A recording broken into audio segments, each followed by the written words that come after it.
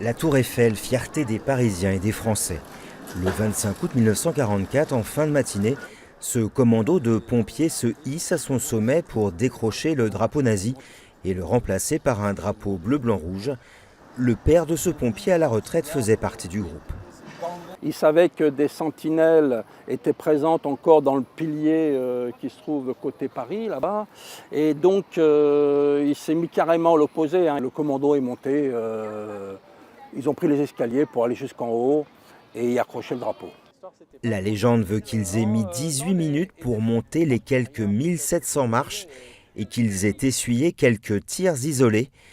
À l'initiative de cette action, le capitaine Sarniguet, photographié ici au sommet ce jour-là, c'est lui qui avait reçu l'ordre d'aller décrocher le drapeau tricolore le 14 juin 1940 à l'arrivée des Allemands pour y installer le drapeau nazi. Pendant toute la guerre, ça a été son obsession, son idée fixe. C'est moi qui remettrai le drapeau, c'est moi qui remettrai le drapeau. Il ne parlait que de ça.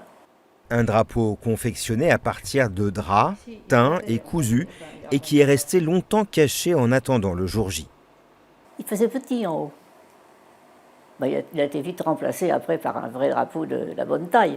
Mais pour le 25 août, il était là. Même petit, mais il était là.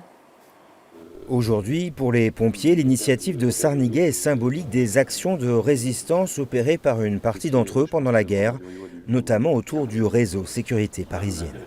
Les éléments de sécurité parisienne vont effectuer des opérations de reconnaissance des matériels, des troupes, des emplacements tenus par l'occupant dans Paris, font du transport au moment du couvre-feu d'armes dans les engins d'incendie, font des relevés des barricades qui sont dressées dans Paris, il y en a plus de 600.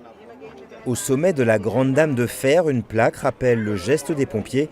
Pour des raisons de sécurité, les visiteurs d'aujourd'hui, eux, ne peuvent plus gravir les marches jusqu'au dernier étage.